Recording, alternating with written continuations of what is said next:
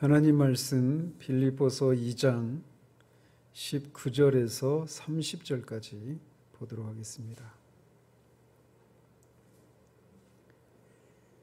빌립보서 2장 19절에서 30절까지 좀 길긴 한데 같이 읽도록 하겠습니다. 내가 디모데를 속히 너희에게 보내기를 주 안에서 바람은 너희의 사정을 알므로 안위를 받으려 함이니 이는 뜻을 같이하여 너희 사정을 진실히 생각할 자가 이밖에 내게 없음이라. 그들이 자기 일을 구하고 그리스도 예수의 일을 구하지 아니하되 디모데의 연단을 너희가 아나니 자식이 아버지에게 함같이 나와 함께 복음을 위하여 수고하였느니라. 그러므로 내가 내 일이 어떻게 될지를 보아서 곧 이 사람을 보내기를 바라고 나도 속히 가게 될 것을 주 안에서 확신하노라. 그러나 에바브로 디도를 너희에게 보내는 것이 필요한 줄로 생각하노니 그는 나의 형제요 함께 수고하고 함께 군사된 자요 너희 사자로 내가 쓸 것을 돕는 자라.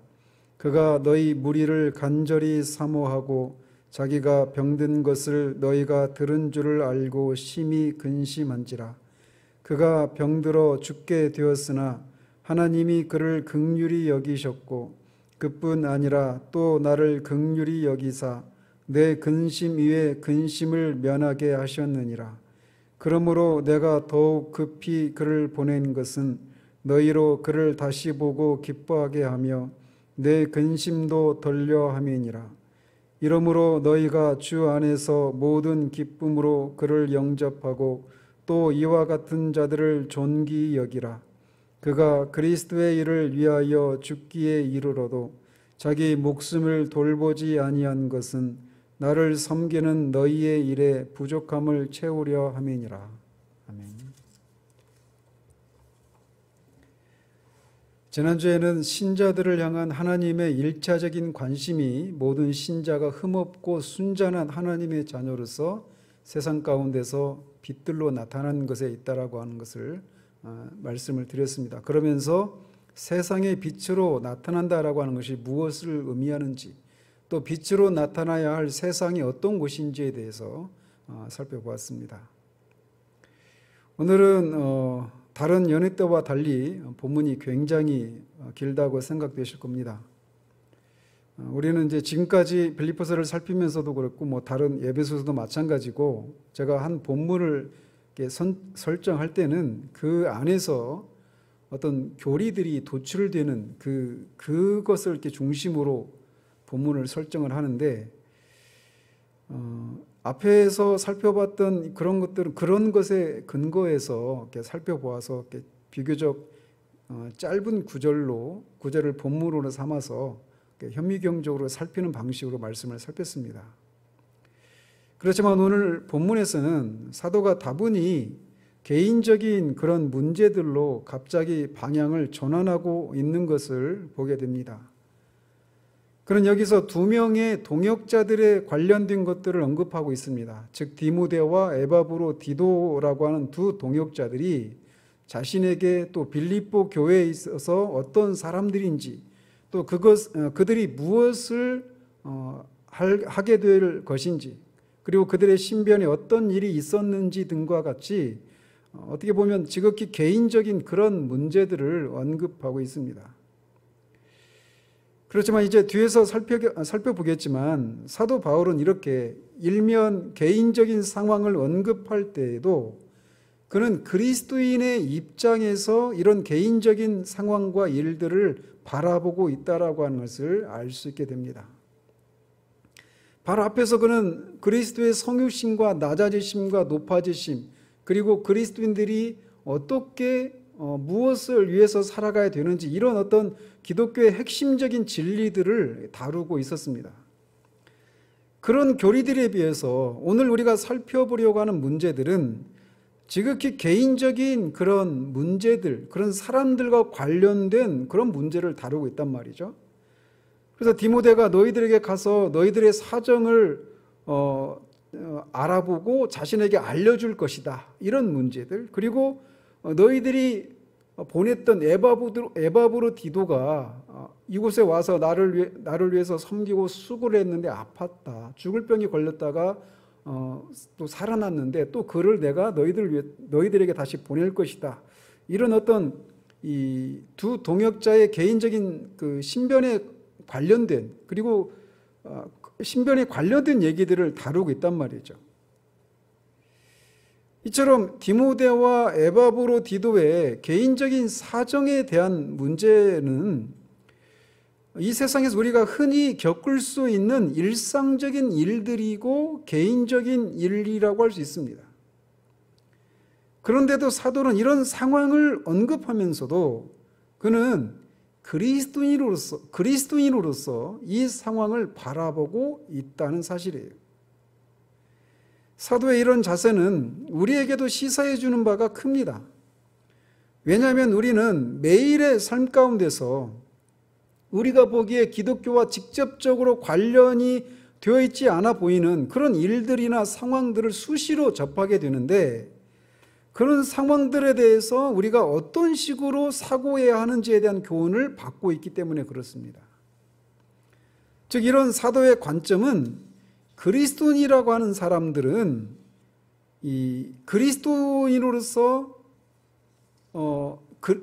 언제나 그리스도인이라고 하는 그런 생각에서 모든 상황을 바라봐야 되고 생각해야 한다라고 하는 것을 말해주고 있는 거예요. 그것이 기독교와 직접적으로 관련이 있어 보이지 않는 매우 일상적이고 개인적인 신변에 관련된 그런 일이라 하더라도 모든 것을 항상 그리스도인이라고 하는 그런 한 인격체로서 그 모든 상황을 일관되게 바라보아야 한다는 거죠. 그래서 이것은 내가 그리스도인으로서 바라보고 행동하는 것이고, 저거는 내가 그리스도인으로서가 아니라 그냥 인간적인 관점에서 이렇게 생각하고 또 이렇게 행동한다. 이런 식의 분리된 방식의 이런 생각과 행동은 없다라는 겁니다.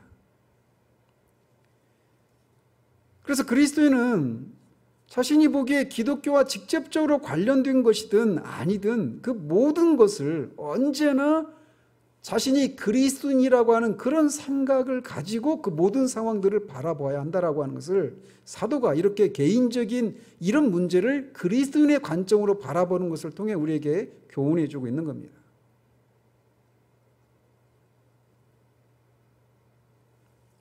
이것이 잘 이루어지지 않기 때문에 우리는 종종 위선자로 드러나기도 하고 우리의 삶에 뒤뚱거리는 한 가지 원인이 되기도 합니다. 그런데 사도는 그리스도의 성육신과 십자가의 죽으심과 부활과 승천, 그리고 그리스도인의 성화와 같은 이 기독교의 핵심적인 교리를 언급할 때와 같이 개인적이고 일상적인 상황에 대해서도 한 사람의 사도요 그리스도인으로서 그 상황을 바라보고 판단하고 있습니다. 그것을 통해서 그리스도인이라고 하는 사람은 모든 문제를 그리스도인이라고 하는 하나의 인격체로서 바라보고 판단해야 한다라고 하는 것을 우리에게 교훈해 주고 있어요. 그래서 사도가 이렇게 개인적인 상황을 그리스도인의 시각으로 바라보는 것에서 얻을 수 있는 첫 번째 교훈이 있는데, 그것은 그리스도인이 처한 모든 상황은 주 예수 그리스도에 의해서 지배를 받는다라고 하는 사실입니다. 우리는 사도가 지금 로마의 감옥에 갇혀 있는 상황이라고 하는 것을 다시 기억할 필요가 있습니다. 그리고 그는 지금 그때 당시 황제가 네로 황제였는데 네로 황제의 재판을 기다리고 있는 상황이었습니다. 그래서 자유를 박탈당한 상황이었어요. 언제 그 변덕이 죽을 듯하는 그 네로 황제의 그 마음이 막 바뀌어서 상황이 어떻게 돌아갈지 그렇게 모르는 그런 상황이었단 말이죠. 즉 그는 자신의 상황을 스스로 통제할 수 없는 그런 상황이었고, 네로 황제가 어떤 자세를 취하느냐에 따라서 자신의 다음 행보가 결정되는 그런 상황이었어요. 즉 외부적인 요인에 의해서 자신의 삶이 이렇게 저렇게 움직일 수밖에 없는 그런 상황이었단 말이죠. 마찬가지로 우리도 그런 비슷한 상황들을 수시로 접하지 않습니까? 내가 어떤 것을 하고 싶은데 우리가 그것을 스스로 결정할 수 없는 그런 상황들, 그래서 외부 상황이 우리가 하고 싶은 것을 허락해야만 우리가 하고 싶은 걸 할 수 있는 그런 상황에 처하는 경우들이 굉장히 많이 있잖아요. 근데 그런 상황에서 우리가 어떻게 그 상황을 바라봐야 하는가라고 하는 것을 사도 바울이 우리와 겉으로 드러나는 상황은 다르지만 본질적인 측면에서는 우리와 비슷한 상황이란 말이에요.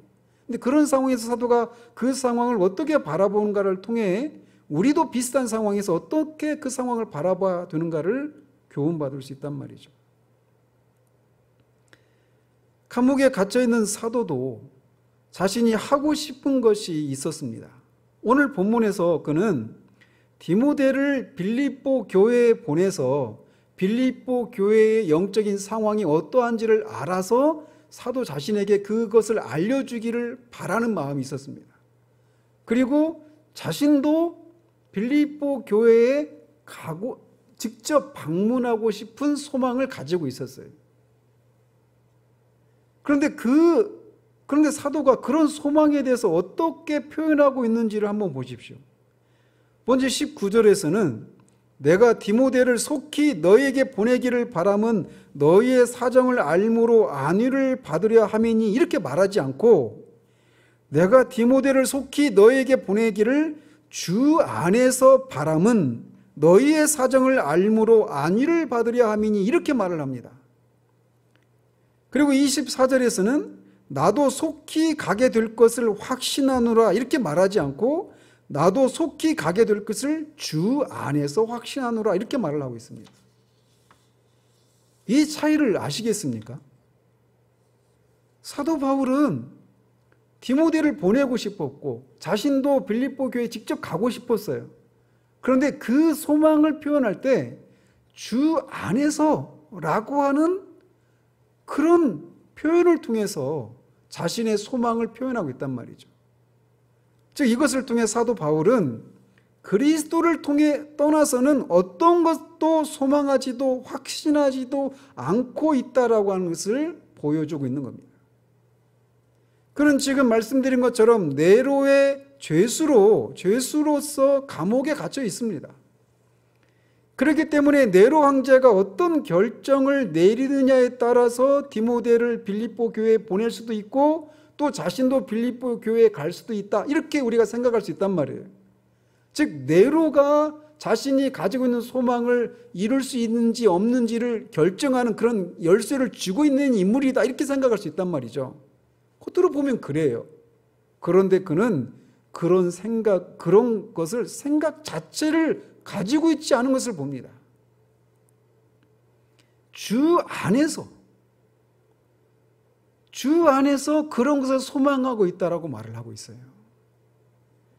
즉 사도는 이 세상의 모든 크고 작은 일들이 주님의 통제 아래 주님의 뜻대로 일어난다라고 하는 것을 확신하고 있기 때문에 이런 표현을 통해서 자신이 외부의 사람에 의해서 자신의 상황이 움직이지 않는다라고 하는 것을 말해주고 있는 겁니다. 사도는 앞에 9절에서 11절을 통해 이렇게 진술을 했어요. 이러므로 하나님이 그를 지극히 높여 모든 이름 위에 뛰어난 이름을 주사 하늘에 있는 자들과 땅에 있는 자들과 땅 아래에 있는 자들로 모든 무릎을 예수의 이름에 꿇게 하시고 모든 입으로 예수 그리스도를 주라 시인하여 하나님 아버지께 영광을 돌리게 하셨다라고 말하고 있습니다. 하나님이 그리스도께서 낮아지시고 높아지신 것을 통해서 모든 이름 위에 뛰어난 이름을 주셨고 모든 존재들이 그 앞에 무릎을 꿇게 되는 그런 영광을 취하셨다. 이렇게 말하고 있어요. 이거를 우리 주님은 마태복음 28장 18절은 이렇게 표현하십니다. 예수께서 나와 말씀하여 이르시되 하늘과 땅의 모든 권세를 내게 주셨다. 이렇게 표현하고 계셔요. 즉 이 말씀을 통해 우리가 알 수 있는 것은 바로 이렇게 모든 이름에 뛰어난 이름을 가지신 그래서 모든 권세를 가지신 주님이 이 세상의 모든 크고 작은 일들을 통치하시고 지배하고 계시다라고 하는 것을 말해주고 있는 겁니다. 그래서 사도는 이 확신을 주 안에서 바람은, 주 안에서 확신하노라 라고 하는 이런 말을 통해 주님이 자신의 상황이 이 모든 것을 통제하시는 주님의 지배 아래 있다라고 하는 것을 이 표현을 통해서 말하고 있는 거예요. 동일한 사상을 사도 야고보도 이렇게 말을 합니다.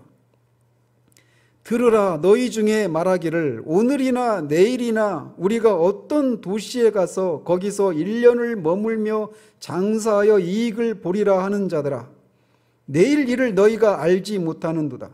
너희 생명이 무엇이냐? 너희는 잠깐 보이다가 없어지는 안개니라. 너희가 도리어 말하기를 주의 뜻이면 우리가 살기도 하고 이것이나 저것을 하리라 할 것이거늘, 이렇게 말을 합니다. 똑같은 사상을 얘기하고 있는 거예요. 우리는 성경을 통해 이런 내용들을 역사적인 신뢰를 통해 수없이 많이 발견합니다. 그래서 한 제국의 왕을 세우는 일처럼 역사적으로 아주 중요하고 무게가 있는 그런 큰 일뿐만 아니라 참새 한 마리가 공중에 날던 멀쩡하게 날아가던 참새 한 마리가 떨어지는 것, 우리의 머리카락 하나 떨어지는 것까지도 주님이 통제하고 계시다라고 말씀하고 있어요. 그리고 우리의 개인적인 모든 일들까지도 주님의 통제 아래 있다라고 하는 사실을 성경은 우리에게 말해주고 있습니다.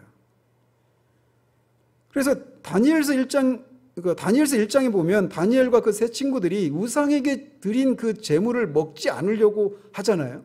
채소만 먹겠다 이렇게 말하니까, 그렇게 하다가 내가 왕께 책망을 받을 수 있다 이렇게 하니까 이제 시험을 해보라고 그렇게 했을 때 그걸 하게 되잖아요. 근데 그 일이 실제로 해보라고 하기 전에 1장 9절에 보면 이렇게 되어 있어요.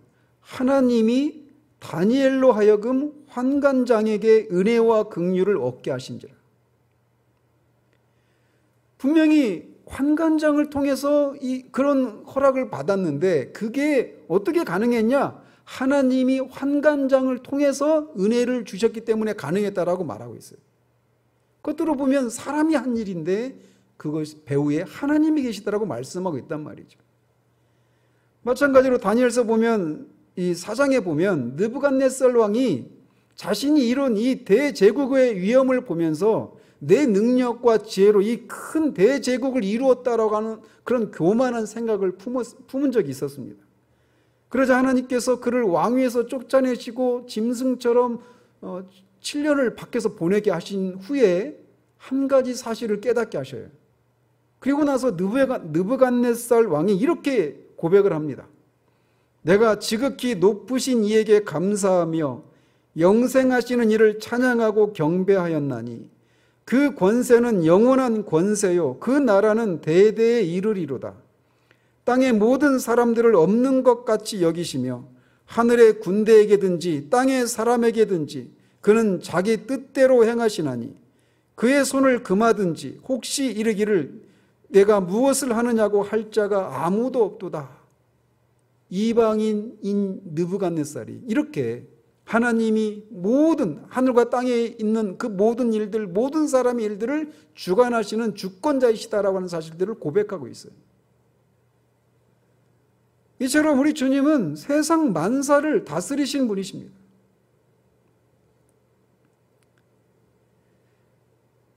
저는 오늘 정부가 코로나 바이러스 사태로 인해서 교회 예배 지침에 대해서 새롭게 발표한 것을 보면서 묘한 감정을 느꼈습니다. 솔직히 말씀드리면 분노와 슬픔이에요. 계속해서 말씀드렸지만 저는 이 치료제나 백신이 개발되기 전까지는 우리가 조심해야 한다라고 하는 입장에 변화가 없습니다. 방역도 철저하게 해야 되고 마스크도 쓰고 예배 드려야 하고 일정한 거리를 두고 앉아서 예배 드리고 잠시 동안은 그때까지는 성경 공부나 식사와 같이 얼굴을 맞대는 이런 일들은 잠시 미루어야 한다라고 하는 것에 동의하고 있고 또 실제로 우리가 그렇게 하고 있죠. 지금까지. 그런데 오늘 제가 그 정부의 발표를 보면서 통성 기도를 하지 말아라, 뭐 찬양을 부를 때 절제해라, 막 이런 얘기를 하고, 그러면서 어길 경우에는 뭐 벌금을 그 교회 책임자나 또 이용하는 사람 성도들한테 매기겠다, 또 심한 경우에는 구상권을 청구하겠다, 이런 얘기를 들으면서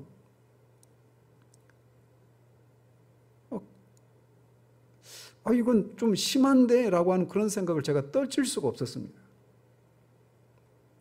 거듭 말씀드리지만 저는 그렇게 해야 한다라고 하는 것에 동의하는 입장입니다. 그리고 지금은 그렇게 서로 조심을 해야 돼요.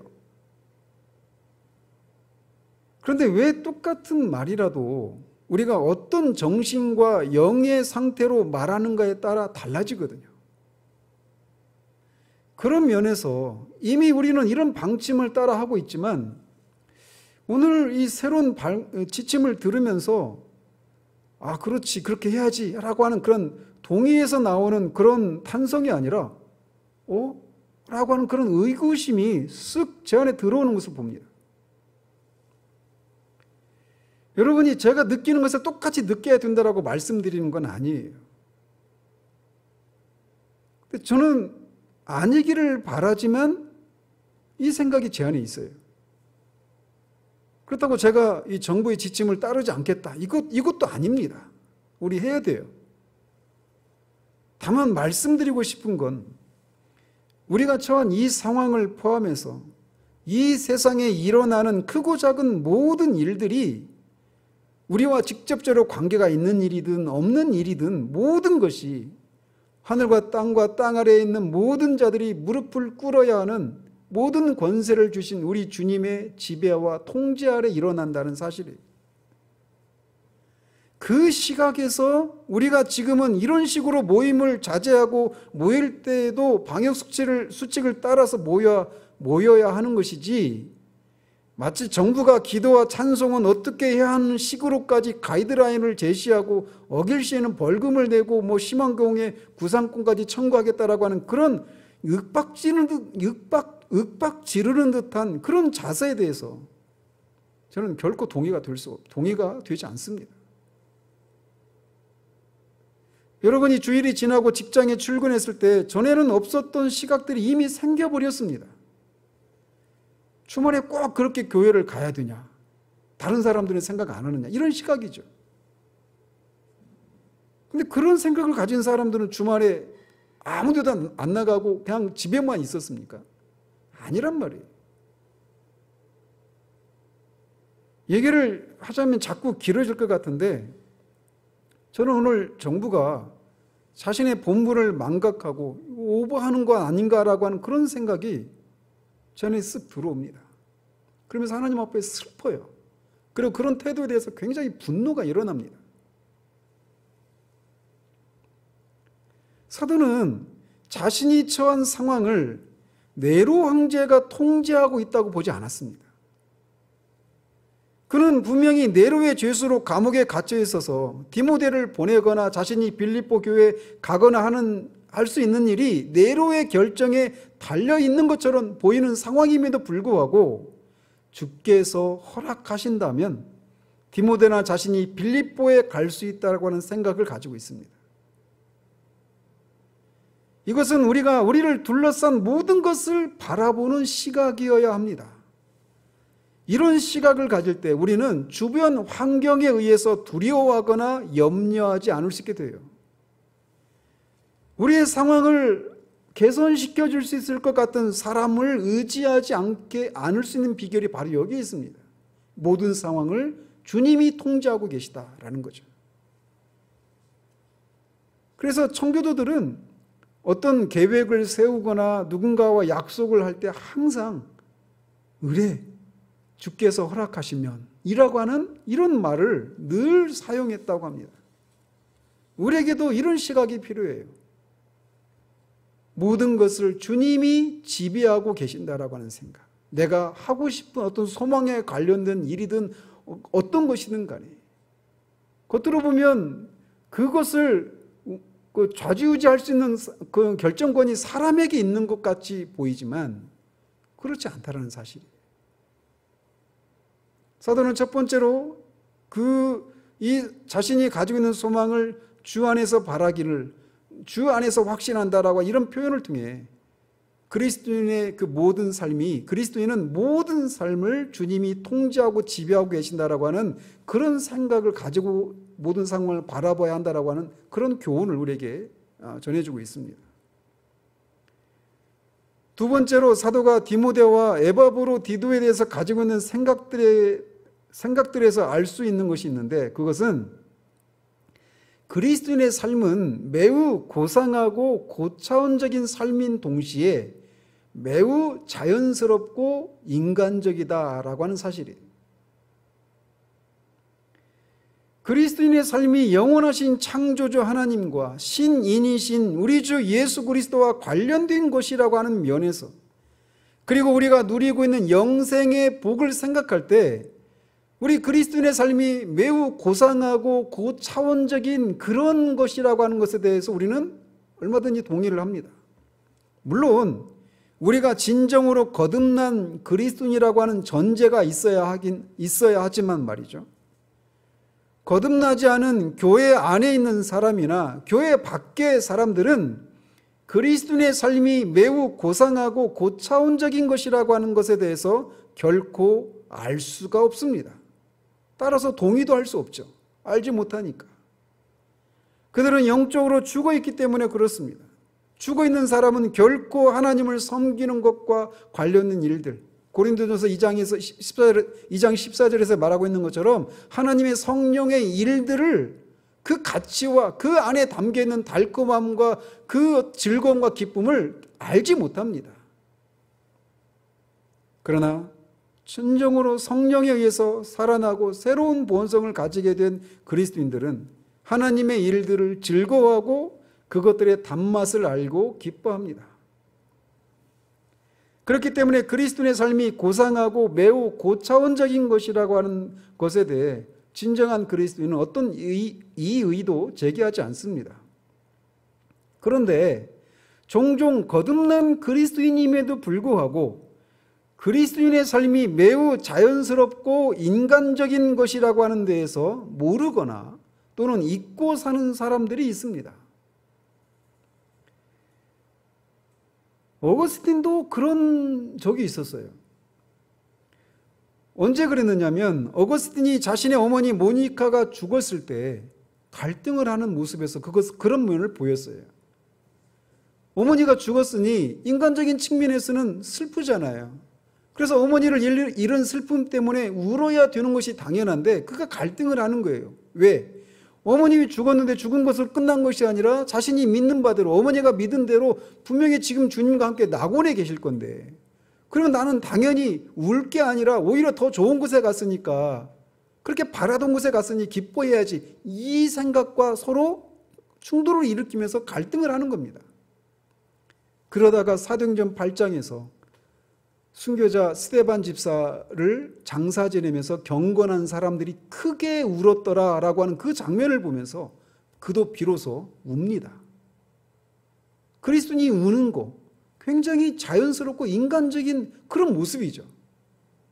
그런데 그리스도인들 중에도 이렇게 어떤 자연스럽게 인간이기 때문에 드러나는 어떤 감정적인 측면을 드러내는 것은 성숙한 그리스도인이 아니거나 그가 영적인 사람이 아니다라고 하는 생각을 갖는 경우들이 있어요. 우리 안에도 그런 것이 우리도 모르게 잠재되어 있습니다. 그래서 마치 스토아 철학자들이나 에피쿠로스 학파들 같이, 또는 선이나 악이나 다 매 한 가지다라고 하는 그런 생각으로 슬픔을 이겨내려고 하는 그 선불교와 같은, 또는 힌두교와 같은 이런 사람들이 그 감정에 대해서 자연적이고 인간적인 그런 것을 드러내는 것에 대해서 갖고 있는 그 부정적인 생각을 가지고 있는 그리스도인들이 있어요. 근데 과연 그런가라는 겁니다. 이것에 대해서 사도 바울은 에바브로디도를 향해서 가지고 있는 그의 마음을 통해 우리에게 그리스도인의 삶이라고 하는 것은 매우 고상하고 고차원적인 것이면서도 동시에 자연적이고 인간적인 요소도 있다라고 하는 것을 우리에게 말해주고 있어요. 사도 바울은 앞에서도 우리가 살펴왔던 것처럼 감옥에 갇혀 있는 상황임에도 불구하고 주 안에서 기뻐하라고 말을 합니다. 사실 빌립보서가 쓰여진 이유 자체가 그것 때문에 쓰여졌잖아요. 감옥에 갇혀 있는 사도 바울을 인해서 빌립보에 얼마 되지 않은 빌립보 교회가 어떤 상처를 받거나 또는 어떤 실족할 수도 있는, 믿음의 어떤 어려움을 겪을 수도 있는 이런 상황들 때문에 나는 너희들이 생각하는 것처럼 그렇게 코를 박고 있는 그런 상황이 아니다. 나는 이 상황 속에서도 주 안에서 기뻐하고 있다. 그리고 주님 주시는 평강과 만족을 누리고 있다. 그러니 너희들도 주 안에서 기뻐해라. 이런 얘기를 해줘야 될 필요가 있어서 빌립보서를 쓴 거란 말이에요. 그래서 그는 실제로 그런 상황이었어요.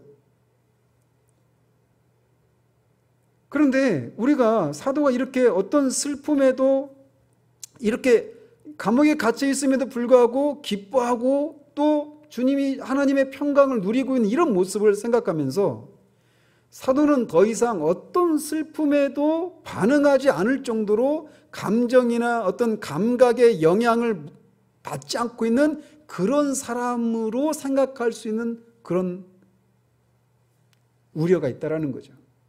옛날에 제가 봤던 어떤 코미디 프로그램에서 주병진이라고 코미디언 알죠? 그 애인하고 극장에 갔는데 아주 공포스러운 영화를 보는, 막 주변에서 막 남자고 여자고 막 무서운 장면 나오면 막 소리 지르고 막 그러는데 막 못 보고 막 눈 가리고. 근데 주병진은 든든하게 딱 보면서 웃으면서 막 영화를 보고 있는 거예요. 옆에 있는 여자친구가 얼마나 내 친구 든든해. 영화가 다 끝났는데 계속 그러고 있는 거예요. 쓱 건드려 보니까 기절해 있는 거죠. 사도 바울이 주 안에서 기뻐하고 하나님이 주시는 평강을 누린다라고 할 때 그가 이제는 더 이상 어떤 자연적이고 인간적인 어떤 그런 감정의 그런 요소들을 드러내지 않는 그런 상태가 아니에요. 영적인 강시가 되는 게 아닙니다. 그리스도인의 삶이라고 하는 건. 사도는 실제로 주 안에서 기뻐했고 하나님의 평강과 만족을 누리고 있었습니다. 그런데 그런 그가 에바브로 디도와 관련해서 어떠했다고 말하고 있습니까? 25절에 보면 에바브로 디도는 빌립보 교회가 사도 바울의 쓸 것을 돕기 위해서 빌립보 교회 사자로서 파송된 사역자였습니다. 그런데 26절에 보면 그가 바울을 섬기는 동안 병이 들었어요. 그 병이 정확하게 무엇인지는 모르지만 그가 빌립보 성도들을 간절히 사모했다라고 하는 말을 보면 아마도 향수병이 걸렸던 모양입니다. 향수병으로 죽느냐? 그건 아니죠. 근데 향수병도 걸렸던 모양이에요. 향수병도 걸렸었고 또 27절에 향수병에 더해서 27절에 보면 병들어 죽게 되었다라고 하는 것을 보면 죽을 병이 들었던 모양입니다. 죽을 병과 향수병이 겹쳐 있었던 그런 상황이었던 것 같아요. 그런데 26절에 보면 그 상황을 빌립보 교회도 알게 되었습니다. 에바브로 디도가 죽을 병에 걸려 있다라고 하는 그 사실을 말이죠. 그런데 이 사도가 이 두 가지 상황, 즉 에바브로 디도가 죽게 된 상황과 또 에바브로 디도가 죽게 된 상황을 알게 된 빌립보 교회가 그 사실 때문에 근심하고 있는 이 두 가지 사실 때문에 사도 바울이 어떻게 했다고 말을 하고 있습니까? 사도 바울이 심히 근심했다라고 말을 합니다. 27절에서는 근심 위에 근심이 있었다고 말을 하고 28절에서는 이것을 인해 근심했다라고 이렇게 계속해서 자신이 이 상황 때문에 근심했다. 그것도 아주 심하게 근심했다. 이렇게 말을 하고 있어요.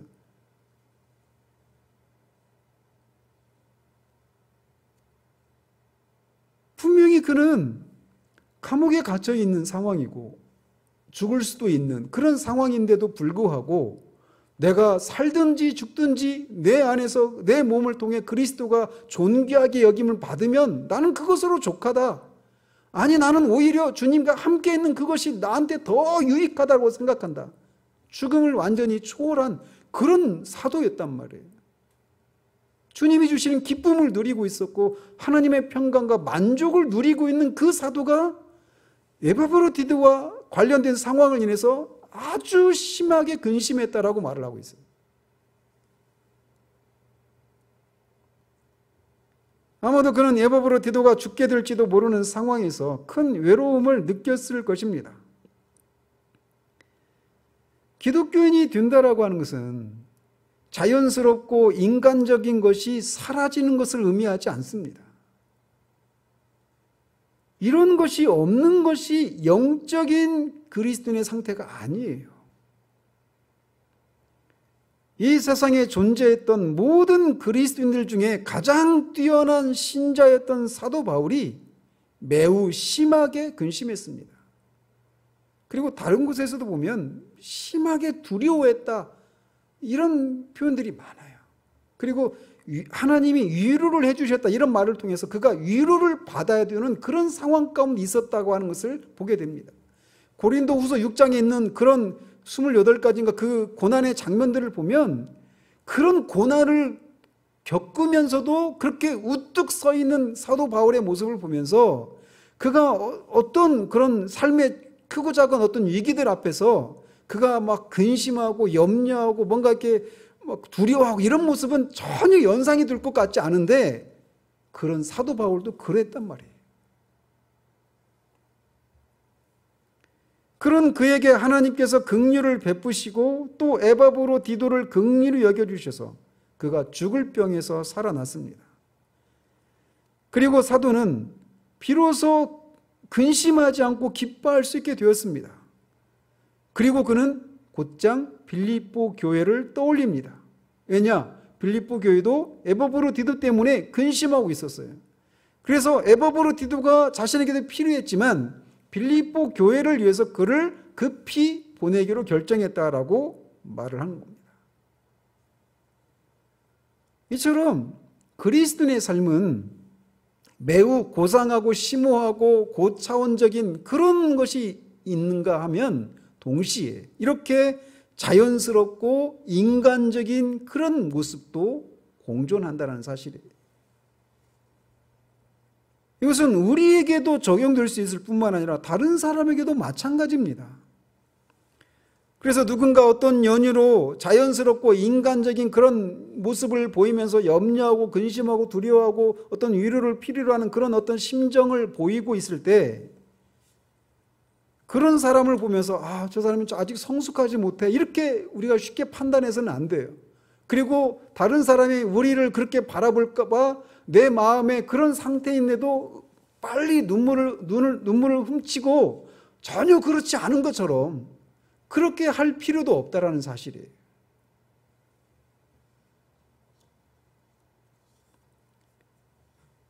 사도가 그래서 그런 어떤 그리스도인은 그런 어떤 자연스럽고 인간적인 그런 측면을 드러내는 것은 영적인 것이 아니다, 또는 덕이 안 된다, 이런 생각을 하면서 그런 생각에, 그런 강박에 사로잡혀 있는 것은 사도의 모습에서 우리가 정상적이지 않다라고 하는 것을 교훈받게 되는 거예요.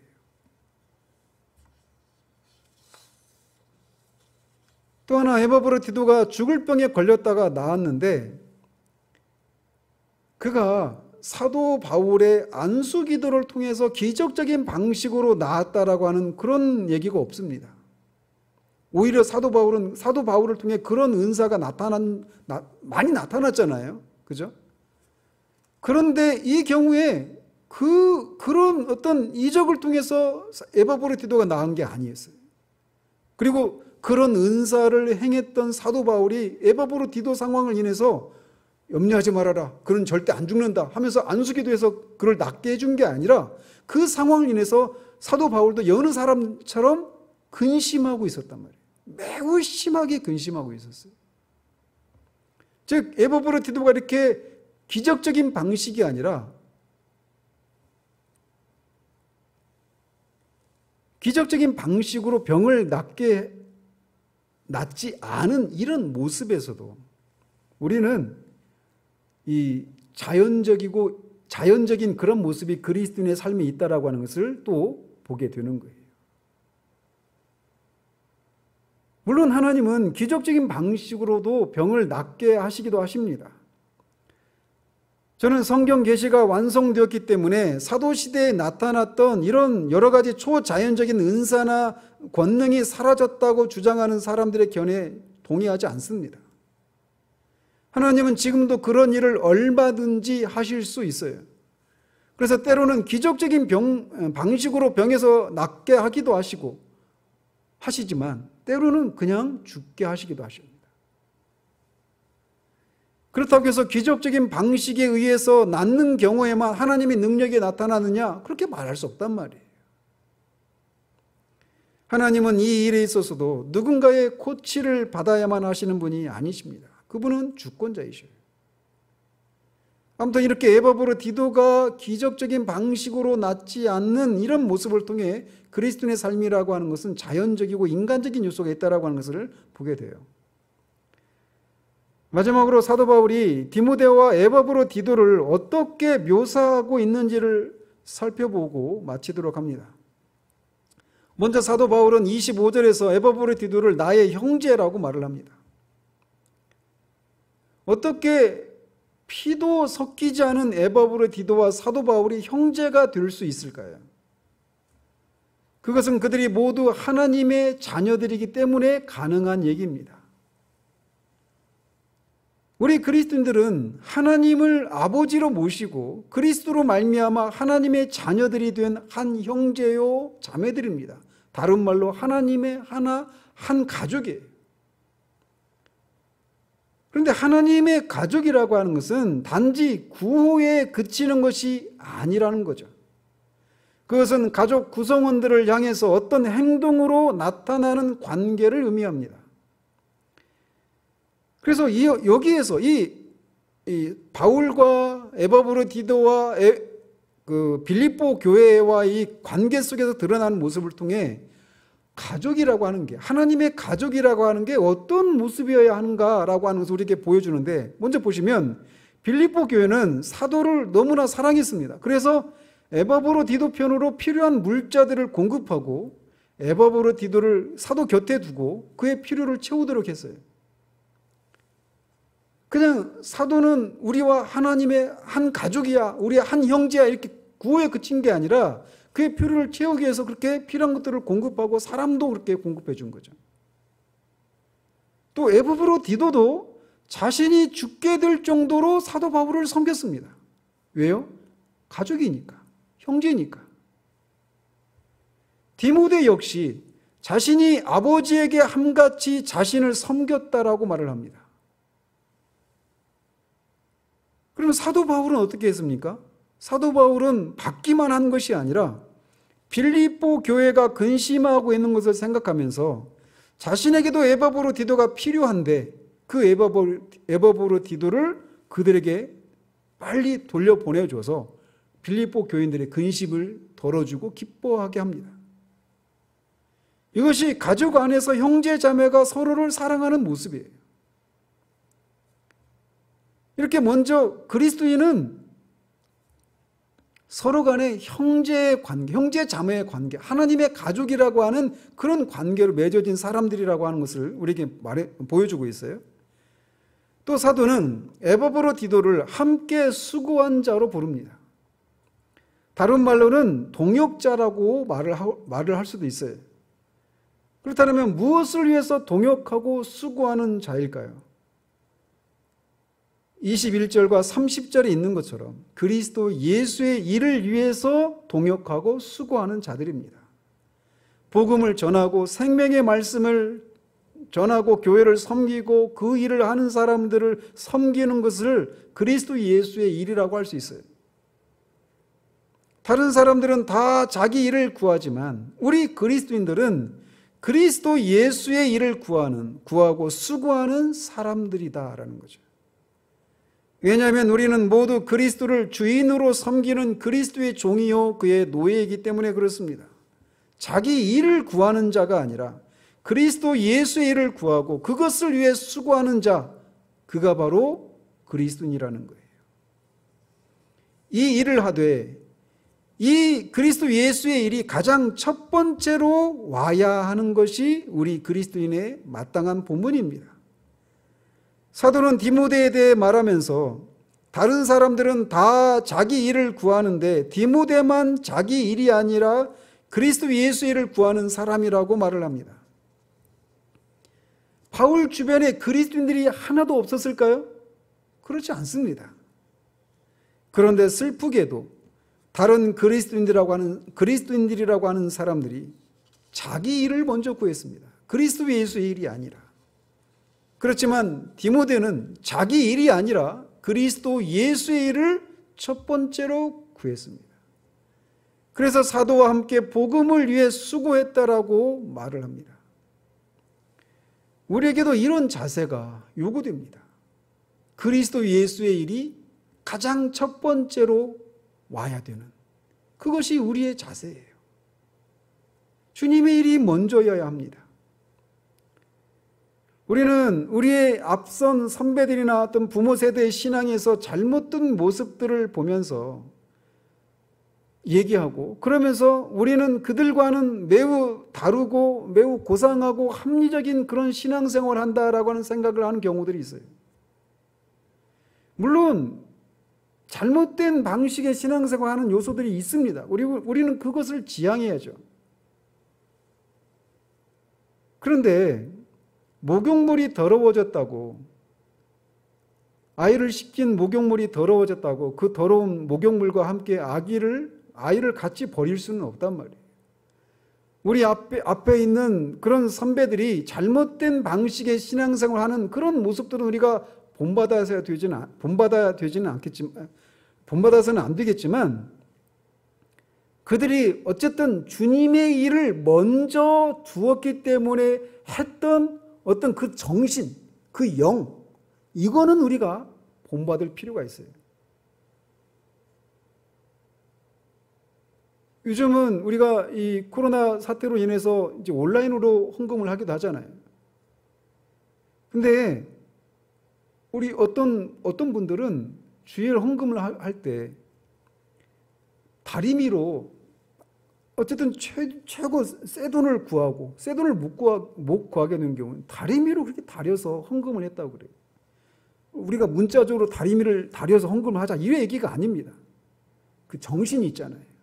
주님께 드리는 것이기 때문에 어쨌든 정말 정결하고 가장 좋은 것으로 드려야 된다라고 하는 그 정신. 어떤 교회에서는 새 신발을 사면 가장 먼저 주일 예배 드릴 때 그 신발을 신고 온다든지, 그런 정신. 우리가 문자적으로 그렇게 하자는 얘기가 아닙니다. 먼저 주님의 일을 먼저 생각하는 그 정신, 이게 우리에게 요구된단 말이죠. 형식보다 내용이 중요하다라고 하는 말을 통해서 우리가 그 말을 하면서 우리도 모르게 주님의 일을, 우리가 하는 일들이 주님을 섬기는 일이기 때문에 그 주님께 드려지는 그 모든 일들에 대해서 마땅히 요구되는 그 정신, 그 영, 이것을 잃어버린 채 신앙생활 하는 경우들이 있어요.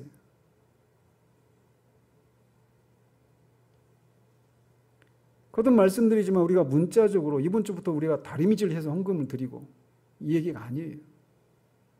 정신을 본받아야 한다는 겁니다.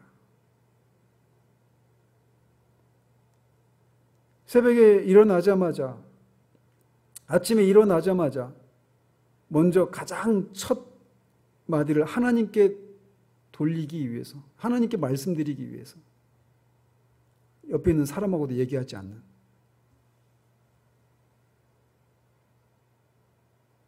거기에 있는 하나님의 일을 먼저 생각하는 그 정신, 이거가 우리 가운데 필요한 시대예요. 사도는 자신이 복음을 위해 빌립보 교회를 섬기는 일을 하나님께 드리는 희생 제사에 비유하고 있습니다. 17절에 보면 말이죠. 희생 제사를 드리는 거예요. 희생 제사를 드릴 때 어떤 그런 마음의 자세가 요구되었는가? 우리가 주님의 일들에 대해서, 크고 작은 주님의 일들에 대해서 어떤 마음을 가져야 하는지를 다시 한번 교훈받게 돼요. 마지막으로 사도는 에바브로디도를 함께 군사된 자로 부르고 있습니다. 우리가 에베소서를 통해서 마귀와 영적인 싸우는 문제를 다루고 있습니다. 거기에서 말씀드린 것처럼 우리는 모두 주님의 군대로 부르심을 받은 주님의 군사들입니다. 군인은 국가를 위해서 자신의 일을 돌아보지 않고 국가를 위해 자신의 목숨도 바칠 각오로 임하는 사람들입니다.